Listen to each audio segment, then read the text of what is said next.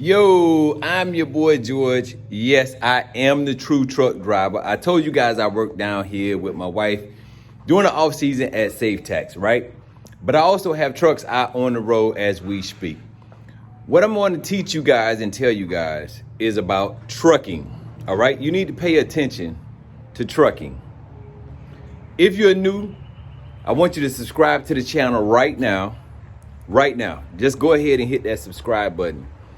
I want to teach you and tell you guys as much as I can about trucking. First of all, you need right now, if you're thinking about buying a truck, owning the truck, being an owner operator, you need to do your research. That's number one. Your research is very important. This would tell you a lot about what you're getting ready to get involved in. So number one, before you buy a truck, I want you to ask at least 10 truck drivers that own the truck, not work for U.S. Express, my bad, because they out of business. They were sold to Swift.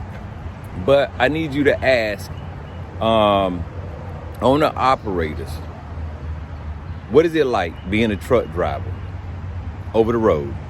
All right. For you new truck drivers, they just getting your CDL license. I want you, before you even get your CDLs, or if you got them, you should have talked to some people in the trucking industry. You need 2 years out over the road. Yes. Before you can even step foot locally. Nobody's going to hire you. Their insurance won't pick you up. And that's because you don't have the experience that you need to be in a truck working locally. For the guys that are out there, for the guys that are out there looking to purchase a truck, I said 10. The reason why I say 10, some are going to tell you some lies. Some are going to tell you things that are not true. So you need to figure out who's telling the truth, who's telling a lie. Ask them to show you a breakdown of what they make week by week as out over the road. Damn, some hair got in my mouth. So that way you can actually see the figures yourself.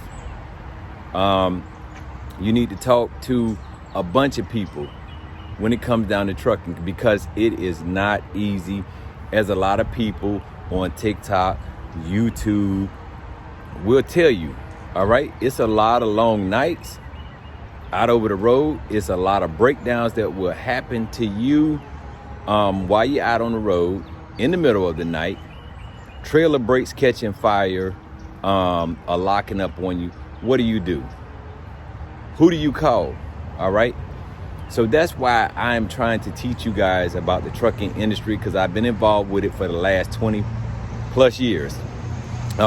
When you go into school, first thing you need to do is understand you need to have both the manual and the automatic.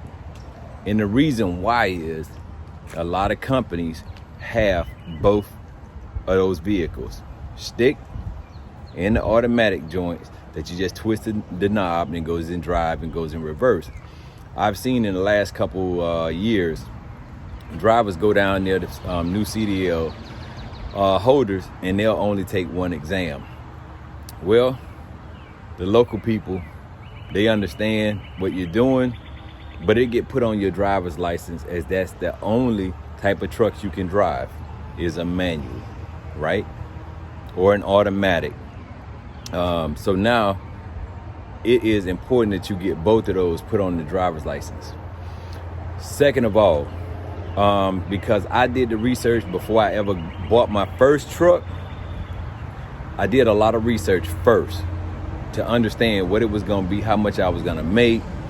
The nights I was very hungry, so I did a lot of driving. We had 2 logbooks. Now with the ELDs in the truck, it makes it more difficult to run and make great money out over the road. So you need to understand what that is like and get firsthand knowledge what you're doing and why you're doing it, how you're doing it. For the guys that are out there that are looking to purchase a truck, first of all, let me tell you something. Don't go down to the dealership, you find a truck and let them run nothing. You don't have to do that. First, you need to get qualified, have your money sitting in the bank account, and then call up Mercedes Capital. Mercedes Capital. It's the same form that all trucking companies they use for new truck purchase buyers. All right. You can find out for yourself if you're qualified enough and have the capital to buy a truck through Mercedes Capital. All right. Or Mercedes Financial. You can also go over to Cage, C-A-G Capital. Cage Capital. That's who I went through when I bought my very first truck. I put about $10,000 down on the truck. My payments were about $1,100 a month. I paid it off early because I was out busting my butt to get it done. All right. Some of the other things that I did at that point in time, I did lease onto a company because I didn't have my own authority. I leased onto a company for about a year. I realized they were taking 10% of my money. And at the end of the year, I went back and I looked and I found out, damn, all they were doing was making phone calls on my behalf to get the load. And they were getting 10% of my money.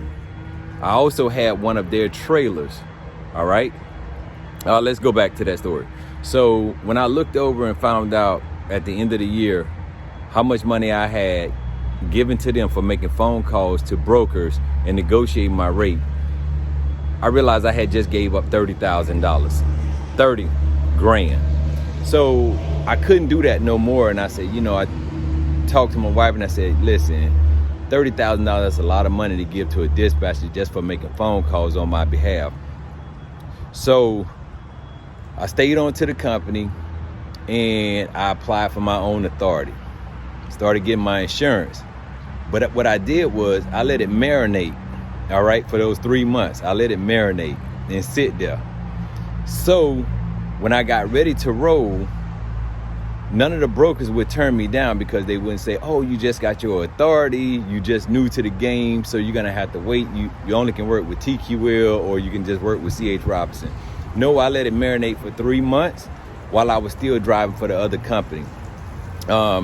And then what I decided to do while I was working for that company, I got on with that. All right. Got my software, started putting it on my phone, got my laptop in the truck and my printer. And I put everything onto my phone and my laptop so I could be able to book my own loads. So the other company did not realize I had my own authority because I kept my mouth shut. All right. So then I began to book my own loads. I would tell them, hey, I'm going to take 2 weeks off. But really, I was working. All right. I was still driving the truck, but I was booking my own loads, getting my own pay so I could get accustomed to what it was like to book my own loads. Okay. Then once I got comfortable with that, booking my own loads, making my own check, you know what I mean? I decided at that point in time to tell them I was done with them. I was done. And they asked me why. And I told them I need to be on my own. That's what an owner operator, a true trucking owner operator will do. All right. Because you need all that money yourself. That 30 grand that I was giving away, I needed it myself and not to give away to anybody else because my household needed it. So for you new guys that are out there, I hope you're paying attention and realize that trucking is not as easy as what everybody says it is. I used to do 1,000 miles, sometimes twice a week overnight. Yes, while running 2 logbooks, sometimes 3. Some of y'all truck drivers out there, you feel what I'm talking about. Hit that subscribe button right now. I am the true truck driver. I give it to you blood raw, just like it is. Because some people have not taught you guys how to manage the system, how to work through the system.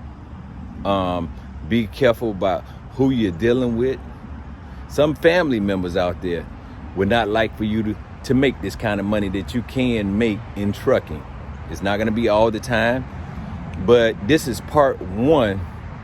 And we're going to go to part 2, part 3. We're going to talk about trucking, logistics, what to look for, how to look for it, why, and why should you not get into a truck. But I want everybody out there, subscribe now.